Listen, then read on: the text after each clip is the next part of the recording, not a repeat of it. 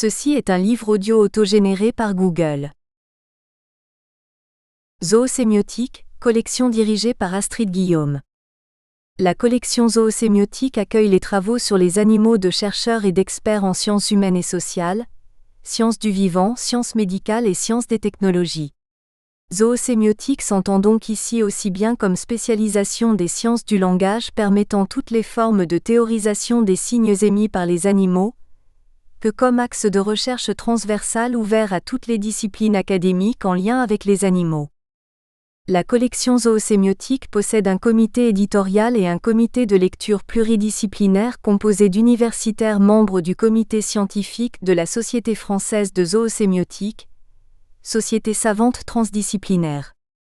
Le comité éditorial est composé de Georges Chapoutier, neurobiologiste et philosophe, Pauline Delahaye, sémioticienne, Sophie Doll, vétérinaire, Pierre Fratte, linguiste, Astrid Guillaume, sémioticienne, Lia Courtevost, sémioticienne, Michel Kreutzer, éthologue, Claude Lecouteux, médiéviste, Jean-Marc Neumann, juriste, Aloïs Ken, juriste, François Rastier, sémanticien. Le présent ouvrage est le premier à paraître dans la collection Zoosémiotique. Dédicace à Caroline et Elliot. Exergue à Knut, Arturo, Pizza, Rasputin, Flock et tous les ours polaires en captivité dans le monde. À tous les ours polaires qui ont encore la chance de vivre libres dans leur milieu naturel. Que les professeurs Catherine M. Hessler, Lewis et Clark Law School, Portland, Oregon, États-Unis, Federico Dalpen et Maria Bedeldinova, School of Law, Kimep University, Almaty, Kazakhstan, Sacha Lucassen, University of Aarhus, présidente du Center for Animal Defense, Danemark, et Dag von Greven, coprésident du Polar Bear Specialist Group, Norwegian Polar Institute, Tromsø, Norvège, soient remerciés ici pour leurs précieuses informations. Un remerciement tout particulier à Astrid Guillaume pour avoir accueilli cet ouvrage, le premier, dans sa collection Zoosémiotique ainsi que pour sa relecture et ses corrections. Qu'elle trouve ici le témoignage de ma profonde reconnaissance. Rêve de banquise. Dans mon enclos soudain je tourne, j'ai du mal à tenir debout, ma tête cogne, mes pattes se dérobent, je bascule et tombe dans mon bassin, je lutte pour rester à la surface de l'eau, le public crie d'effroi, le ciel s'assombrit, mon esprit s'envole, j'aperçois au loin l'immensité immaculée dont j'avais entendu parler, celle de mes ancêtres, enfin la banquise et la liberté. La mort de Knut, 19 mars 2011, Zoo de Berlin. Préface. Publier un ouvrage dans le domaine du droit en lien avec les signaux d'urgence émis par un animal tel que l'ours polaire, menacé de disparition à cause du comportement des humains, est un message clair sur les intentions scientifiques et engagements sociétaux non seulement de la zoosémiotique en tant que discipline des sciences du langage mais aussi en tant qu'axe de recherche transversale permettant d'ouvrir des débats pluridisciplinaires, montrant, expliquant, dénonçant les menaces qui pèsent sur les êtres vivants et leurs habitats. Donner la parole ici à un juriste soucieux du vivant n'est pas anodin. Une société menacée se protège avant tout par le droit, une biodiversité en danger également. La zoosémiotique, approche scientifique qui étudie toutes les formes de signes émis par les animaux, se révèle ainsi un axe de recherche riche et ouvert à toutes les orientations académiques soucieuses d'approfondir et de diffuser à un large public les connaissances sur et autour des animaux, qu'il s'agisse de leurs droits, leur zoo language, leurs intelligences, leur sentience, leurs interactions, leurs besoins, leur devenir et leur épanouissement. En effet, bien plus que la bientraitance, bien plus que le bien-être, c'est l'épanouissement des animaux dans leur cohabitation sur un même sol avec les humains qu'il faut viser à court terme via des habitats propres, sains, préservés et protégés de toutes les menaces polluantes qui mettent en danger de mort les animaux et par voie de conséquence les humains.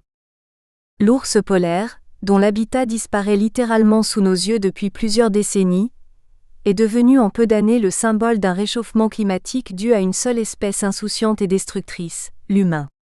S'intéresser à l'ours polaire n'est donc pas innocent, il est implicitement le porte-parole d'un monde vivant en danger. L'ours polaire, excellent ambassadeur pour de nombreuses autres espèces moins connues, moins visibles, moins appréciées du grand public, permet aussi de placer indirectement le curseur sur d'autres animaux menacés de disparition ou d'extinction à cause des activités humaines.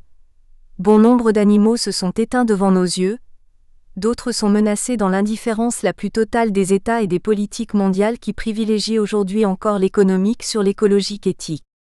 Des disparitions d'espèces régulières qui ont lieu malgré les alertes lancées par les scientifiques de tous les domaines depuis plus de 50 ans, malgré des prises de conscience écologiques ici et là, certes émergentes mais encore trop ponctuelles et limitées.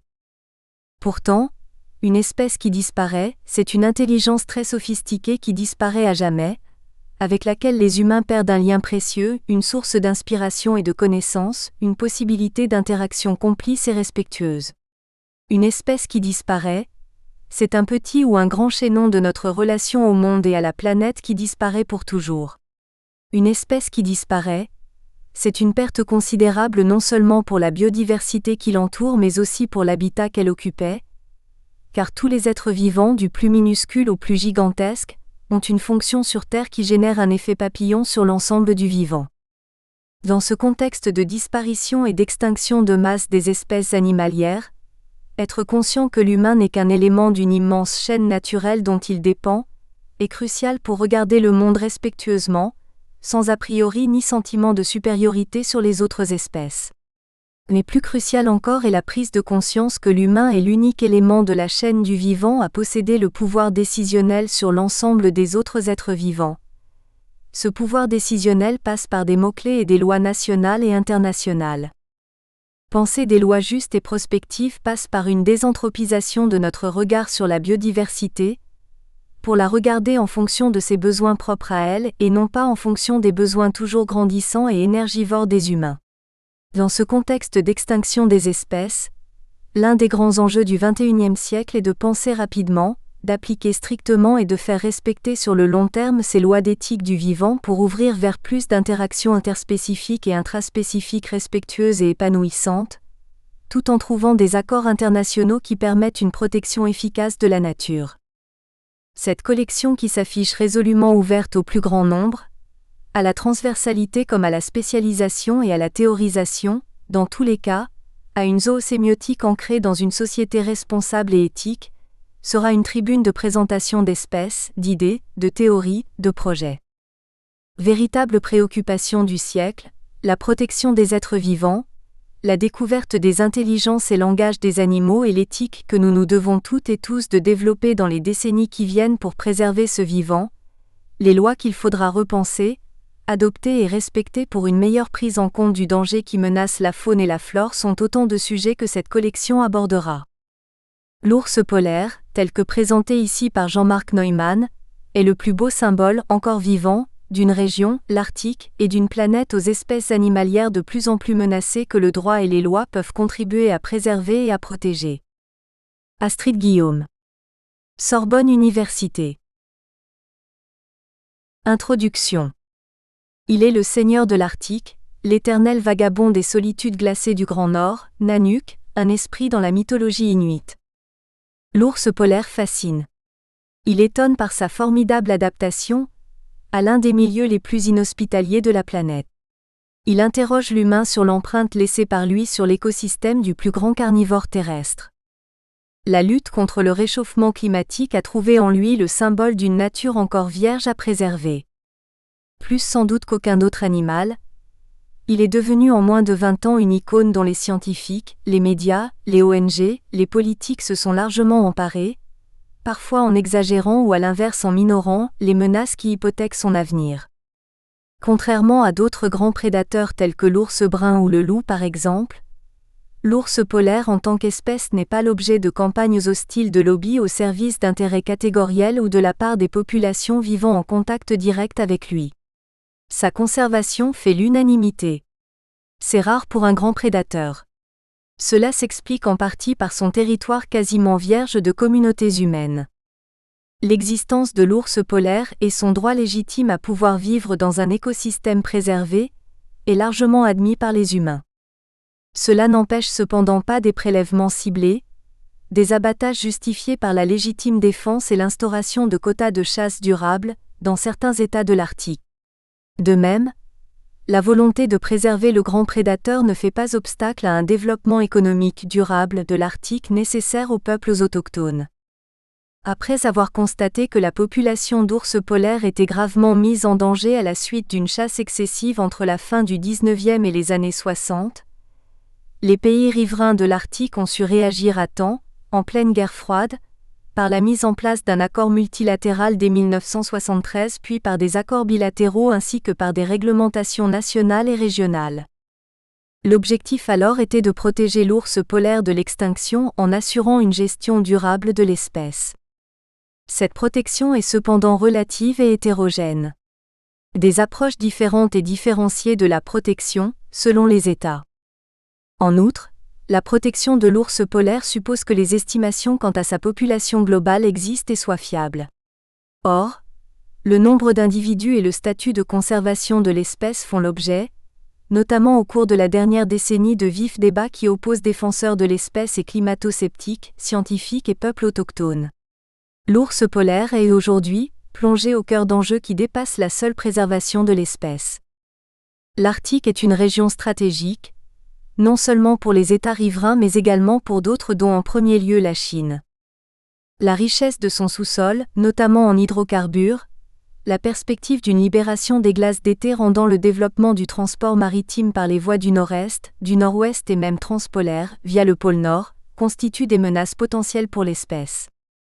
De remarquables opportunités sur le plan économique, que les États se disputent âprement, au besoin par des démonstrations de force de leur puissance militaire. C'est pour assurer la survie à long terme de l'espèce qu'il est indispensable de la protéger de façon efficace. L'ours polaire, face à ces enjeux et menaces protéiformes, dispose cependant d'une carte maîtresse, celle de son image, auprès du grand public et dans les médias. La protection de l'ours polaire représente, plus que jamais, un formidable défi. Ce dernier est d'autant plus vital pour l'avenir de l'espèce lorsque l'on sait que l'Arctique est la région du globe qui se réchauffe 4 fois plus vite que les autres parties du globe. Si l'humain ne parvient pas à relever avec succès ce défi, il aura perdu le combat en faveur de la biodiversité et de la préservation de la nature pour les générations futures. L'objet du présent livre est d'abord de faire le point sur l'état actuel de conservation de l'espèce, les instruments contractuels et juridiques de protection de celle-ci ainsi que sur les outils de gestion de la population ursine mis en place tant sur le plan international que national.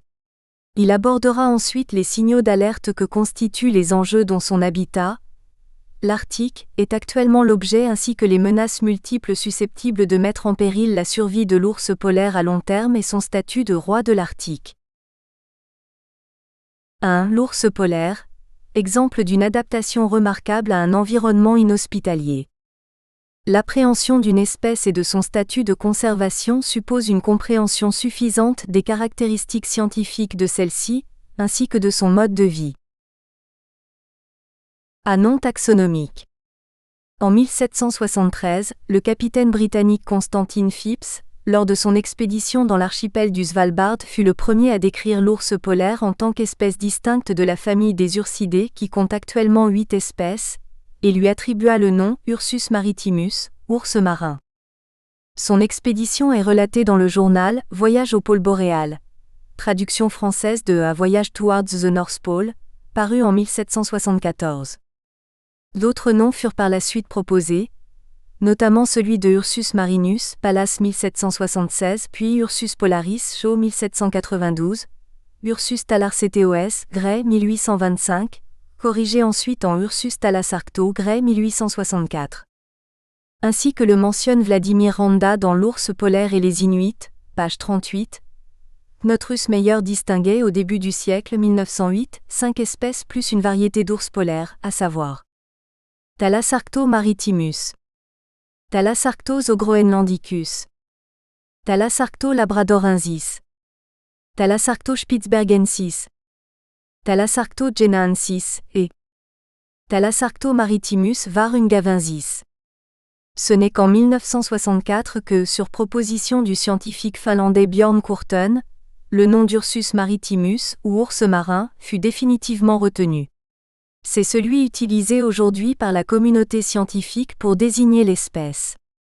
Si son nom scientifique en fait un animal marin, Ursus maritimus, Il convient de relever que dans le langage courant et selon la langue, l'espèce est désignée par référence à la couleur de sa fourrure, à la glace ou à la région dans laquelle elle vit. Ainsi, le plantigrade est désigné par la couleur blanche en apparence car en réalité elle tire plutôt vers le jaune de sa fourrure en langue française, ours blanc, espagnol oso blanco, russe, béli medved, anglaise whitebear et en inupiaq, nanuk.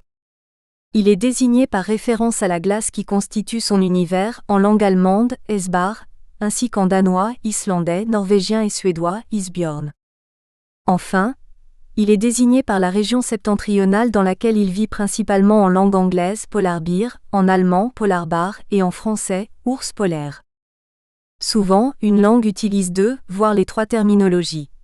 Ainsi, en langue française, cette espèce d'ursidé est appelée ours polaire, dénomination la plus courante, ou ours blanc. En langue allemande, les trois terminologies sont utilisées même si celle de esbar l'emporte largement dans l'usage courant.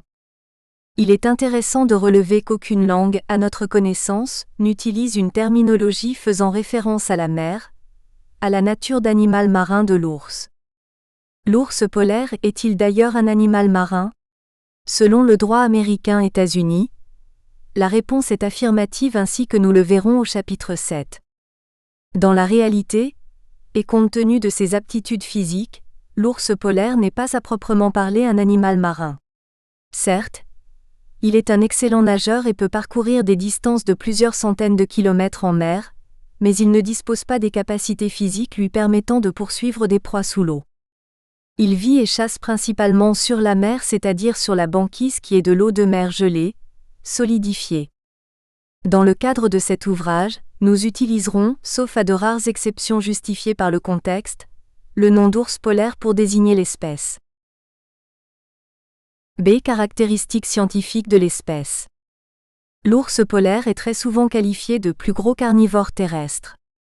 En réalité, l'ours brun de la sous-espèce Ursus arcto-middendorfi, ou ours kodiak, qui vit sur l'île éponyme, lui dispute ce titre si l'on en juge par sa taille et son poids assez comparables.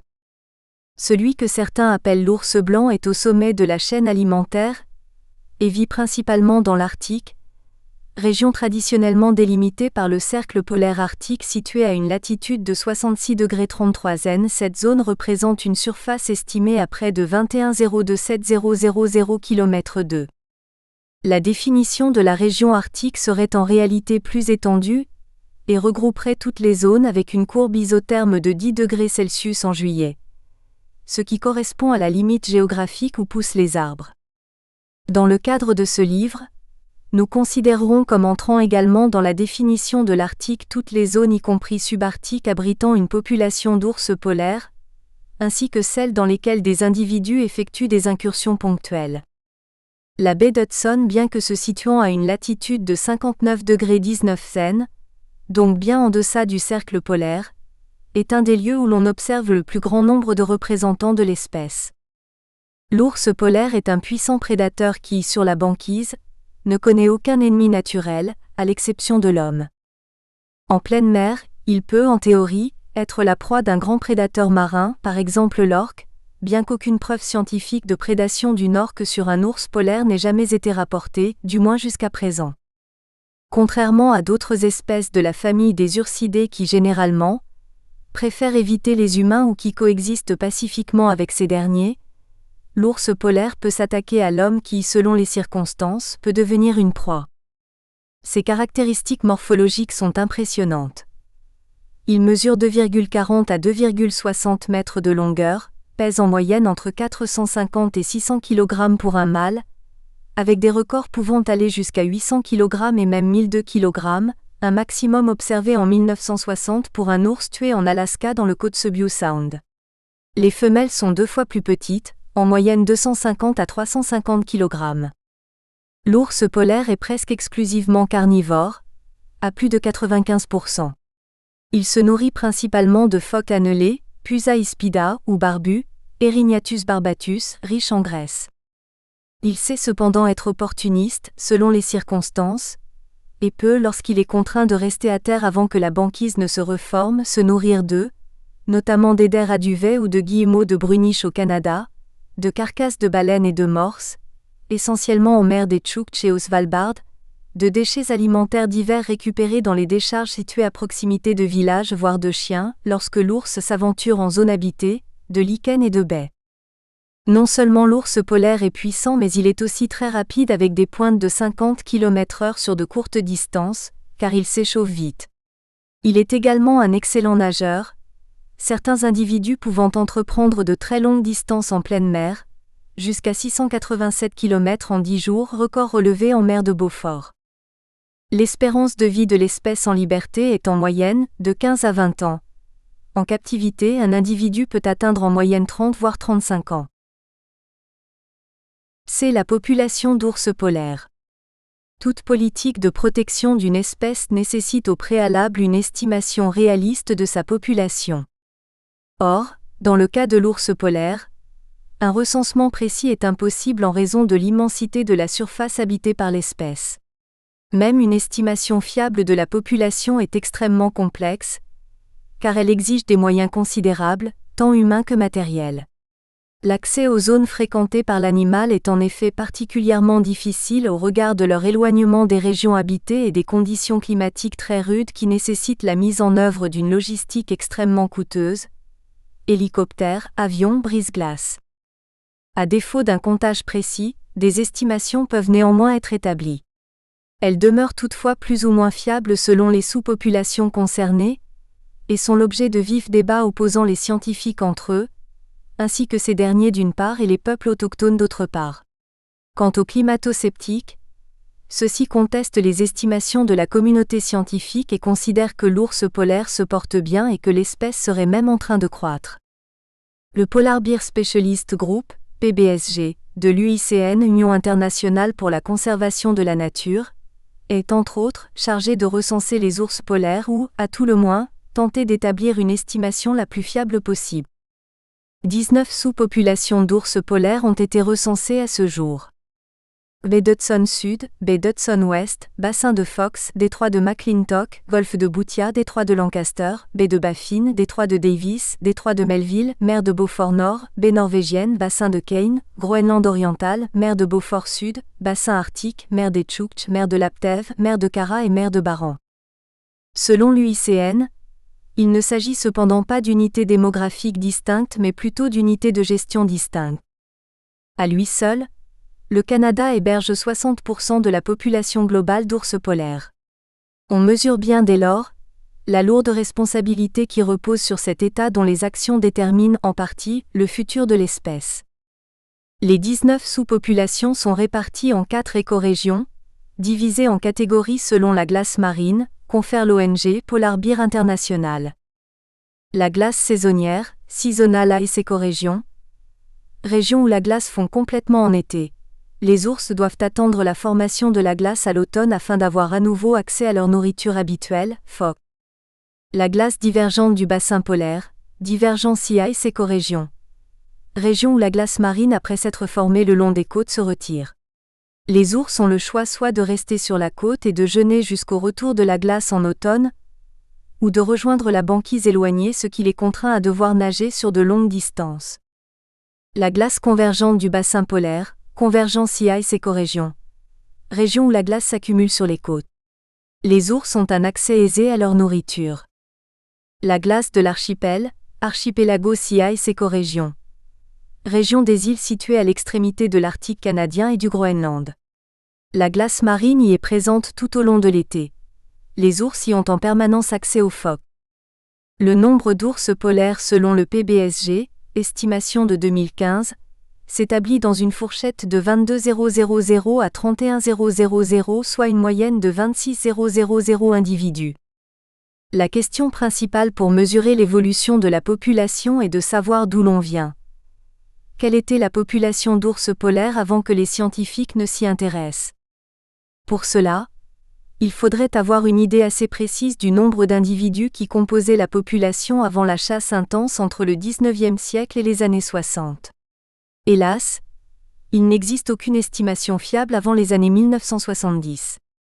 L'estimation actuelle sur laquelle s'accorde l'immense majorité des scientifiques est cependant contestée par une poignée d'entre eux, dont en particulier la scientifique canadienne et climato-sceptique Susan Crockford.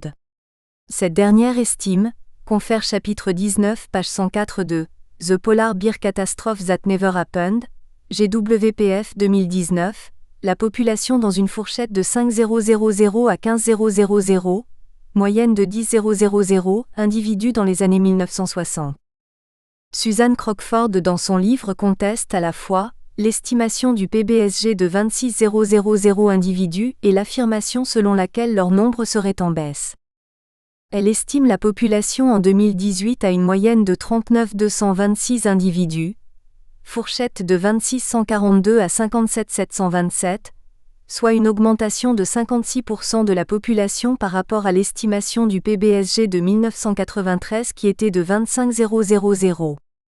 On peut légitimement s'interroger sur les motivations de Susan Crockford, qui a reconnu ne s'être jamais rendue sur le terrain, la conduisant à contester à la fois le nombre d'ours polaires généralement admis par la communauté scientifique et l'impact du réchauffement climatique, dont elle conteste par ailleurs l'origine humaine sur ces derniers. La chercheuse canadienne se revendique indépendante de tout lobby. Elle est cependant citée comme référence par tous ceux qui contestent l'idée selon laquelle le réchauffement climatique serait imputable aux activités humaines. Ainsi, la Global Warming Policy Foundation, organisation remettant ouvertement en cause le réchauffement climatique et qui est l'éditeur de son dernier ouvrage paru en 2019, The Polar Bear Catastrophe That Never Happened, la cite régulièrement en référence pour défendre ses thèses iconoclastes. Susan Crockford fustige les spécialistes de l'ours polaire mondialement connus tels que Ian Sterling ou Stephen Amstrup pour leurs propos, selon elle, excessivement alarmistes sur l'avenir de l'espèce qui ne repose que sur des hypothèses qu'elle juge fausses. Susan Crockford tient également un blog, Polar Bear Science, https://polarbearscience.com// sur lequel elle publie des billets contestant les travaux des principaux chercheurs internationaux pourtant reconnus pour leur grande expertise de terrain. Il convient de relever que l'Université de Victoria au Canada qui l'avait nommée en qualité de adjunct professor, fonction d'enseignant vacataire, et auprès de laquelle elle exerçait depuis 15 ans ne lui a pas renouvelé son contrat à l'été 2019 sans toutefois préciser pour quelles raisons elle mettait fin à la collaboration. Pour Susan Crockford, il n'y a aucun doute. C'est en raison de ses positions iconoclastes sur le réchauffement climatique, sur la santé de la population d'ours polaires ainsi que pour ses critiques relatives aux travaux du courant majoritaire parmi les scientifiques qu'elle a été remerciée.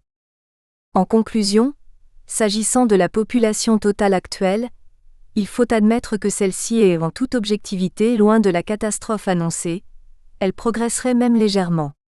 Il faut cependant rester très prudent et relativiser les données les plus récentes, car la situation en réalité est très contrastée selon les sous-populations. Si l'on se réfère à l'estimation la plus récente du PBSG, publiée par le WWF, World Wildlife Fund, en 2019, la situation serait désormais la suivante selon les 19 sous-populations recensées. 4 populations sont en déclin. V de Hudson méridionale, dont la population a chuté de 17% entre 2011 et 2016, baie d'Hudson occidentale, dont la population a baissé de 18% entre 2011 et 2016, mer de Beaufort Nord et mer de Beaufort Sud, dont la population en fort déclin est actuellement la plus menacée en Arctique, de 1800 individus à la fin des années 80 à 1500 en 2007 et seulement 900 en 2015. 2 populations sont en augmentation. Bassin de Kane et détroit de McClintock. 5 populations sont stables. Détroit de Davis, bassin de Fox, mer de Barents, golfe de Boothia et mer des Tchouktches. 8 populations ont un statut inconnu, car les données sont insuffisantes. Mer de Kara, mer de Laptev, bassin arctique, Groenland oriental, détroit du Vicomte Melville, baie norvégienne, détroit de Lancaster, baie de Baffin. Le journal Sputnik News a annoncé le 2 août 2020 que les ours blancs seront comptés par les scientifiques depuis les airs dans le cadre de l'expédition Roi de l'Arctique. https://société-barre-2000080-3409-34000-des-avions-parenthèse fermante. L'opération s'est déroulée au cours du mois d'août 2020 entre la Nouvelle-Zambie et la péninsule de Taïmyr.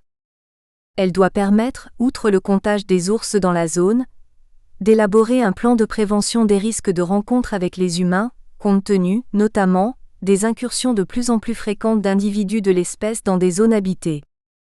La Russie a annoncé en outre le premier recensement complet, sur une période de 3 années, des plantigrades sur l'intégralité des côtes arctiques du pays. Seront ainsi recensés en 2021 les ours des mers des Tchoukts et de Sibérie orientale, en 2022 ceux des mers de Kara et de Laptev et enfin, en 2023, ceux de la mer de Barents orientale autour de l'archipel François-Joseph. Il ne relève pas de notre propos d'entrer ici dans un débat relatif à la taille de la population globale d'ours polaires. Il convient cependant de relever l'absence de données ou de données suffisantes relatives à 8 sous-populations sur 19. Insuffisance d'information à laquelle il sera remédié en partie par le grand recensement russe de 2021 à 2023 susmentionné, et que 4 sous-populations sont en déclin. Ces deux réalités concernent 12 sous-populations sur les 19 recensées, c'est considérable. Il faut conserver ce point en mémoire dans toute réflexion relative à l'avenir de l'espèce, et aux outils à mettre en place pour la préserver. D. La vie d'une ours en mer de Barents. Afin que le lecteur non scientifique puisse appréhender la vie d'un ours polaire et comprendre concrètement les défis auxquels il se trouve confronté désormais dans son existence quotidienne, notamment celui du réchauffement climatique, nous avons fait le choix non pas de présenter l'espèce en listant ses caractéristiques physiologiques et comportementales, mais plutôt de relater, récit fictif, la vie quotidienne d'une ours polaire et de ses 2 oursons en mer de Barents. Kongseua, île du Roi. Au-delà du 7e degré de latitude nord, une ours avance d'un pas déterminé sur la glace qui recompose le paysage et couvre à nouveau la mer de Barents en grande partie. C'est désormais une vaste étendue blanche qui se déroule devant elle. La mer est gelée jusqu'au environ du 75e degré de latitude nord, qui constitue en général la limite des glaces dans cette région. Nous sommes au mois de novembre. La nuit polaire enveloppe à nouveau l'Arctique. Il fait déjà plus de 12 degrés sous zéro. Le vent souffle fort et fouette la fourrure de l'ours. L'hiver est proche. Tara doit trouver un endroit pour y creuser sa tanière. Elle ne restera pas sur la glace. Même s'il arrive que les ours choisissent d'hiverner sur la banquise, cela ne constitue pas pour Tara le meilleur choix. La glace constitue un élément extrêmement instable. Elle bouge, change d'aspect, de configuration, elle se rompt, dégèle puis regèle au gré des températures et des courants marins. Une tanière sur la glace peut se retourner, peut être détruite, d'autres plaques de glace peuvent s'échouer sur elle et écraser ses occupants. Il est déjà désagréable d'être réveillé en pleine hivernation et de devoir quitter sa tanière. Cela est encore pire si la portée vient de naître. Les petits seraient alors condamnés, car ils ne pourraient résister à un déménagement par des températures de 20 ou 30 degrés sous zéro. Bref, une tanière sur la glace constitue un habitat très précaire. Tara choisira un endroit sur la terre ferme à quelques dizaines de kilomètres plus au sud, sur une île au fond d'une vallée qu'elle connaît. Sa tanière, elle la creusera sur une pente à l'abri du vent, où se sera accumulée à l'automne une couche suffisante de neige pour pouvoir y creuser aisément un abri protégé des rigueurs du long hiver. Tara se dirige vers l'île de Kongseua située dans l'archipel de Kong Karlsland à environ 100 km à l'est de Spitsberg, l'île principale du Svalbard. L'île se situe en mer de Barents, très précisément au 78,56 degrés 00 nord et 28,35 degrés 00 est. Elle y est née 9 ans auparavant, dernière d'une portée de 3 oursons.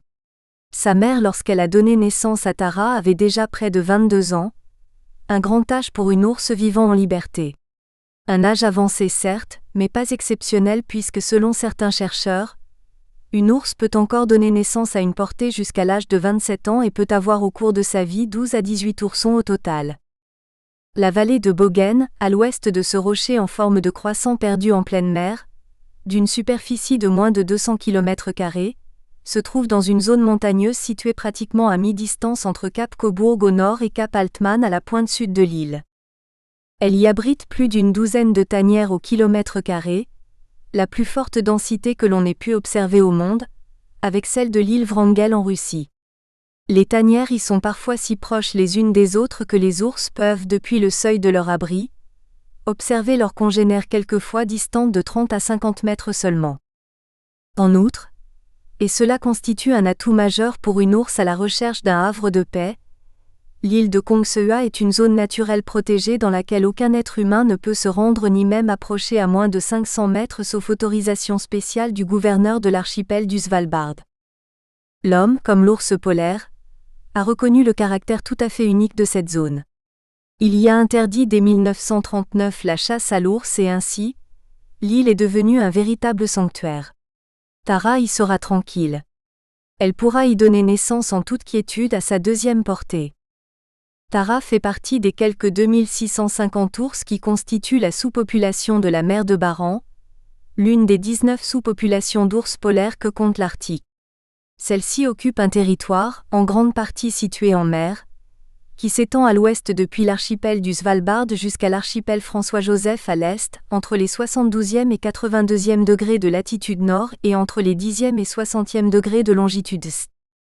Peu d'ours polaires ont été observés au-delà du 82e degré nord. C'est là que commence l'océan Arctique, c'est-à-dire les eaux polaires qui sont moins riches sur le plan nutritif.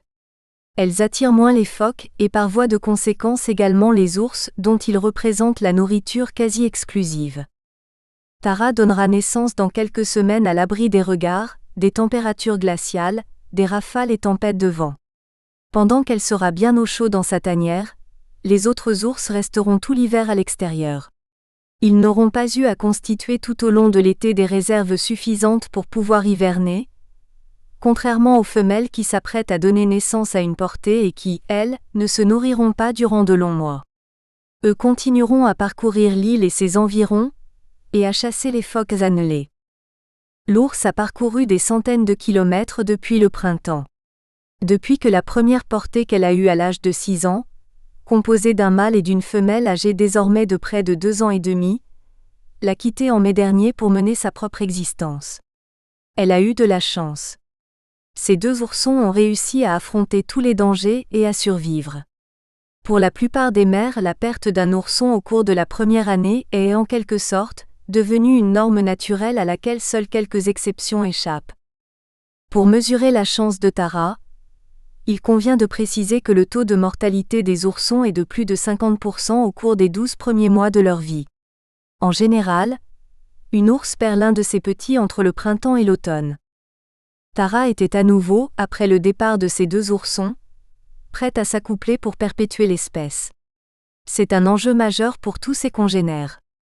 Les ours ne donnent naissance, en général, qu'à une portée tous les 3 ans, une fois que le sevrage de la portée précédente aura pris fin, composé de 1 à 3 oursons au plus. L'on comprend donc aisément à quel point le maintien de la population est difficile et précaire. C'était en juin dernier quelque part sur la glace, à environ 80 km au nord-est de l'île de Kongshua.